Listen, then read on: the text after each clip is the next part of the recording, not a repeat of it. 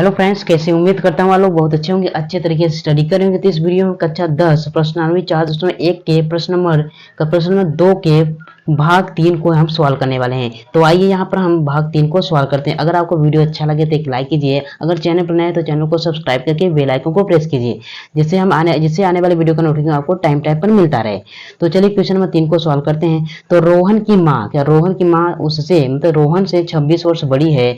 उनकी आयु का गुणनफल अब से 3 वर्ष पश्चात 360 हो जाएगी। हमें रोहन की वर्तमान आयु ज्ञात करना है। तो चलिए इसको थोड़ा सा समझ लेते हैं। क्या कह रहा है कि रोहन की माँ रोहन से 26 वर्ष 26 वर्ष बड़ी है। 26 वर्ष बड़ी है। तो हमको यहाँ पर क्या ज्ञात करना है? हमको यहाँ पर रोहन की आयु ज्ञात करना है। तभी हम यहाँ पर रोहन की माँ की आयु हमको पता हो जाएगी। क्या रोहन की माँ की भी आयु पता हो जाएगी? तो चलिए हम क्या करें, जैसे मैं यहाँ पर मान लेता हूँ कि रोहन की आयु क्या है, 100 वर्ष हो जाएगी।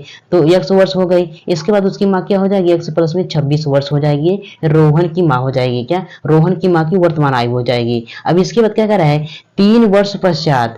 अगर आपको यहाँ पर देखिए पश्चात या बाद दिया हो, क्या बाद दिया हो तो पहले में से मतलब वर्तमान आयु में आपको क्या करना है, आपको यहाँ पर जोड़ देना है। अगर आपको यहाँ पर पूर्व दिया हो, क्या पूर्व दिया हो तो वर्तमान आयु में से आपको क्या करना है, घटा देना है। तो हमको यहाँ पर पश्चात दिया है। क्या 3 वर्ष पश्चात रोहन की आयु क्या हो जाएगी, वर्तमान आयु क्या है, 100 वर्ष है। 100 वर्ष है तो 3 वर्ष पश्चात क्या हो जाएगी, x प्लस में 3 हो जाएगी, क्योंकि पश्चात दिया है तो हम यहाँ पर जोड़ देंगे। अब इसके बाद उसके माँ की वर्तमान आयु उसके मतलब 3 वर्ष पश्चात उसके माँ की आयु क्या हो जाएगी, x प्लस में 26 प्लस में 3 वर्ष हो जाएगी। क्या 26 प्लस 3 हो जाए। इसको सॉल्व करेंगे तो x प्लस में 29 वर्ष क्या उसके माँ की आयु हो जाएगी। क्या जब 3 वर्ष पश्चात ना हो जाएगी। तो चलिए इसको हम कैसे सॉल्व करते हैं, आपको ध्यान से देखिएगा।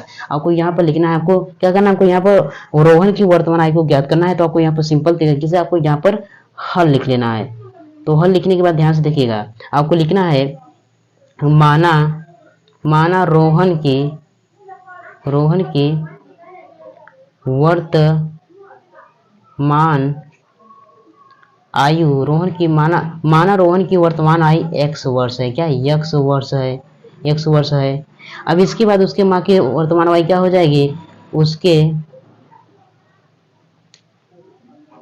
माँ की वर्तमान आयु क्या हो जाएगी, रोहन से ये 26 वर्ष बड़ी है। तो मैंने यहाँ पर x क्या है, रोहन है, और यहाँ पर 26 वर्ष क्या उसके मतलब 100 वर्ष मतलब रोहन की माँ किसे, रोहन से 26 वर्ष बड़ी है। तो हो गया।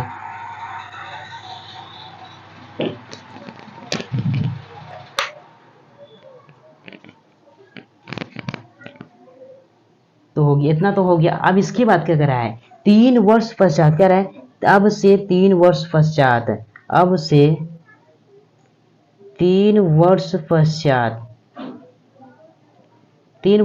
क्या हो जाएगी, रोहन की आयु 3 वर्ष पश्चात रोहन की आयु।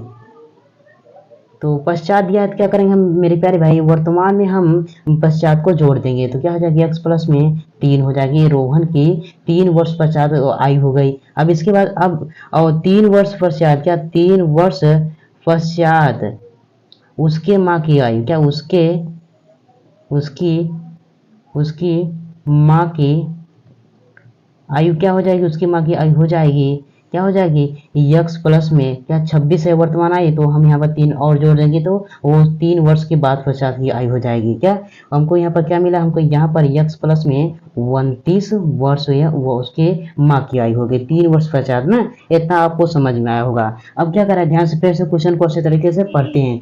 रोहन की माँ उससे 26 वर्ष बड़ी है। तो रोहन की वर्तमान क्या 26 वर्ष बड़ी है, और उनकी आयु का गुणनफल मतलब दोनों की आयु का गुणनफल आपको लिखना है। अब दोनों की आयु का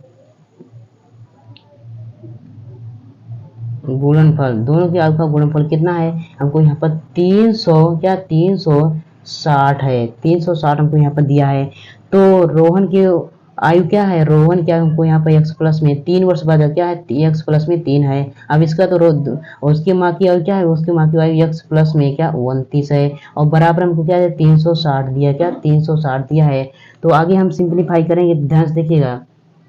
देखिए अब ध्यान से देखिए, अब यहाँ पर इन दोनों का मल्टीप्लाई करेंगे, क्या इन दोनों का मल्टीप्लाई करेंगे, इसके बाद हमारा क्वेश्चन सॉल्व हो जाएगा। तो इस x का इन दोनों मल्टीप्लाई करेंगे, क्या x स्क्वायर हो जाएगा। इस x का 29 में करेंगे तो क्या 29x हो जाएगा। अब इसके बाद इस x का खेला खत्म हो गया। अब इस 3 का इन दोनों मल्टीप्लाई करेंगे, क्या होगा, यहाँ पर प्लस में 3x हो जाएगा, और प्लस में 29 ये का होता है, 29 ये होता है 87, तो हमारे पास का 87 हो जाएगा, बराबर में 360 हो जाएगा।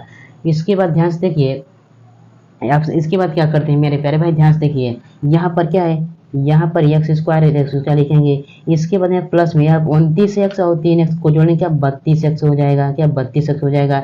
इसके बाद प्लस में 87 है तो 87 लिखेंगे, 360 है 360 लिखेंगे। अब इसके बाद ध्यान से देखिए, x स्क्वायर प्लस में 32x प्लस में देखिए यहाँ पर ध्यान से देखिए 32 और 87, ध्यान से कि यहाँ पर बराबर की उस तरफ इधर आएगा माइनस में 360 हो जाएगा, बराबर में 0 लग जाए। कोई दिक्कत नहीं, जहाँ भी दिक्कत हो एक बार पुनः वीडियो को देखिए, आपको बहुत अच्छे तरीके से क्लियर हो जाएगा।